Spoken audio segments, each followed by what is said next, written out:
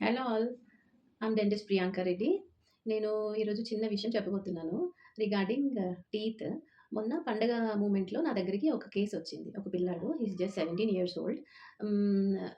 Very tragic scene like అంటే ఏంటంటే cricket ఆడుతున్నారంట హాలిడే కాబట్టి దట్ డే. క్రికెట్ ఆడుతా ball he was on keeping side. బాలొచ్చి డైరెక్ట్ పళ్ళకి హిట్ అయిపోయింది. హిట్ అవ్వడంతోనే he lost his almost 6 teeth. Upper 3, lower 3 he lost immediately. మొత్తం ఎవల్స్ అయిపోయి నోట్లోకొచ్చేసినాయి. బయట పడిపోయినాయి. వాళ్ళ పేరెంట్ గుడ్ కన్సర్న్స్‌తోనున్న వాళ్ళ పేరెంట్ తీసుకొనొచ్చినారు ఇమ్మీడియేట్‌లీ. అంటే మొత్తం ఎవల్స్ అయిపోయి సాకెట్‌లోంచి బయటకొచ్చేసినాయి. ఫుల్ బ్లీడింగ్, లోపల లాసరేషన్స్, బ్రేక్ అయ్యి మొత్తం టిష్యూ అంతా కూడా ఇట్లా పగి చిరిగిపోయినట్టు మొత్తం ఓపెన్ అయిపోయి వచ్చినారు. ఆ రోజు చూస్తే గనక పండగ రోజు చాలా ఇబ్బంది అంటే బాధ కలిగింది అసలు కేస్ చూడడంతోని. చూసి ఆపరేట్ చేసి అసలు వాట్ ఈస్ వాట్ డ్రెస్సింగ్ ఇచ్చుకుంటూ చూద్దాం అనుకుంటే గనక పేషెంట్‌కి ఆల్‌మోస్ట్ 6 టూత్ పైన 3 పళ్ళు, కింద 3 పళ్ళు మొత్తం లూజ్ అయిపోయి ఎవల్స్ అయిపోయినాయి. అంటే సాకెట్స్‌లోంచి దవడల్లోంచి వచ్చేసినాయన్నమాట. అయితే ఆ కేస్ గురించి మీకు చెప్పడానికి నేను మెయిన్ ఈ వీడియో చేస్తున్నాను.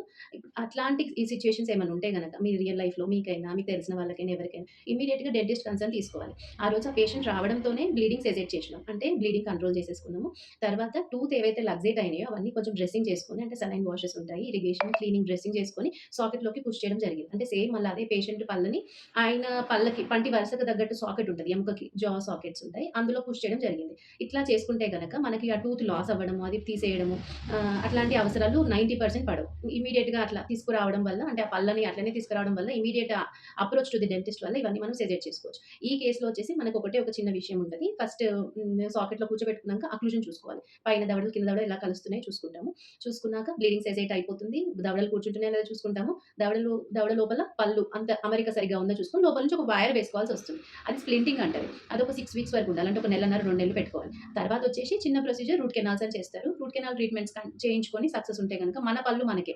ఏవైతే మనకు ప్రీవియస్ ఉన్న పళ్ళైనా, కింద పడిపోయిన పళ్ళైనా మన పళ్ళు మనకి ట్రాన్స్‌ప్లాంట్ చేసుకునే అవకాశం కూడా ఉంది.